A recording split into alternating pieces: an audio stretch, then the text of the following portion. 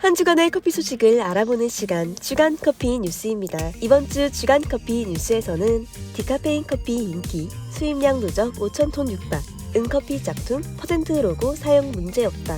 스타벅스 3년간 매장 자동화 신설 등에 매년 4.2조 원 투자.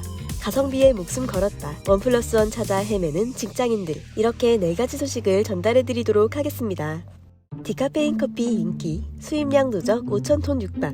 올해 4분기가 되기도 전에 디카페인 생두 원두 누적 수입량이 5,000톤에 육박하며 디카페인 커피 인기가 좀처럼 식지 않고 있다고 합니다. 21일 관세청에 따르면 올해 1에서 8월 디카페인 생두 원두 수입량은 약 4,932톤이며 지난해 전체 수입량 약 4,755톤보다 많다고 하는데요. 실제 현대경제연구원 발표에 의하면 2018년 기준 국내 성인은 1년 동안 353잔의 커피를 마시는 것으로 나타났으며 특히 하루 2잔 이상 커피를 마시며 수면장애나 소화불량에 시달리는 사람들이 늘어나면서 디카페인 커피로 눈을 돌리고 있다고 합니다. 수요 증가로 디카페인 커피를 판매하는 카페도 늘었으며 EDR, 투썸플레이스, 타멘탐스 등 다른 카페 프랜차이즈들도 디카페인 커피를 속속 선보이고 있으며 동서식품, 메일유업 등 식품업계도 디카페인 커피 신메뉴를 지속해서 출시하고 있다고 합니다. 계속해서 인기를 얻고 있는 디카페인 커피, 앞으로는 어떤 제품들이 출시될까요?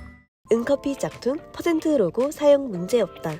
응커피라 불리는 일본 커피 브랜드 퍼센트 아라비카가 국내에 상륙하면서 국내 커피 프랜차이즈 10% 커피에도 관심이 쏠리고 있다고 합니다. 두 브랜드는 아예 다른 브랜드이지만 두 업체의 로고가 언뜻 보기에 비슷해 소비자들 사이 혼돈이 우려된다고 하는데요. 아라비카 커피의 퍼센트는 검은색으로 비어있는 동그라미 모양인 반면 10% 커피의 퍼센트는 카모플라주 패턴이 더해진 원두 모양이라고 합니다. 10% 커피 로고에는 상위 10%의 스페셜티 원두를 사용해 상위 10%의 커피, 균일한 맛의 커피를 제공하겠다는 의미를 담았으며 아라비카 커피 측은 창업자 케네스 쇼지가 컴퓨터 키보드의 퍼센트를 보고 나뭇가지에 달린 커피 열매를 떠올려 제작했다고 하는데요. 가격대와 판매 전략에도 차이가 있으며 10% 커피는 테이크아웃 위주의 매장으로 이루어져 원두를 유통 단계 없이 직배송하는 방법으로 마진을 최소화하여 가성비 전략으로 가격 경쟁력을 내세웠다고 합니다. 10% 커피 관계자는 2018년 상표 등록된 브랜드 고유의 로고이며 변리사 등 자문을 구해 로고 디자인 사용에 문제없음을 확인했다라고 밝혔다고 합니다. 스타벅스 3년간 매장 자동화 신설 등에 매년 4.2조 원 투자.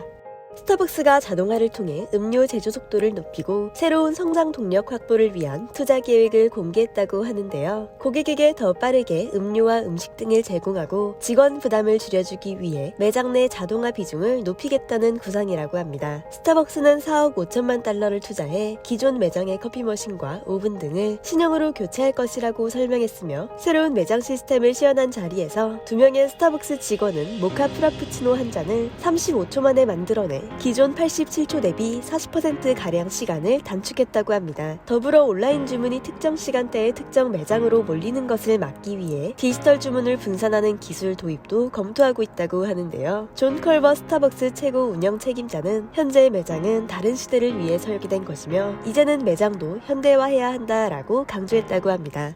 가성비에 목숨 걸었다. 원+1 찾아 헤매는 직장인들.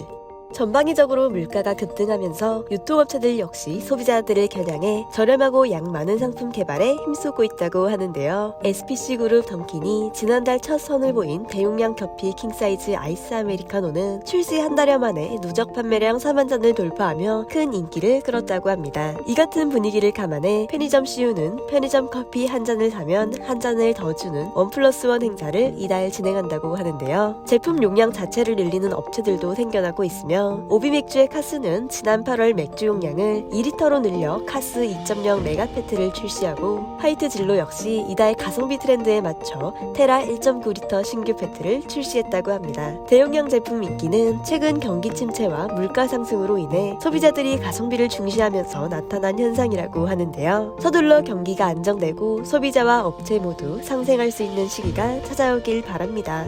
이번 주 주간 커피 뉴스는 어떠셨나요? 커피TV는 여러분의 의견을 최대한 반영하고자 노력하고 있습니다. 관련 내용 제보는 언제든지 알려주세요. 그럼 다음 주에 만나요.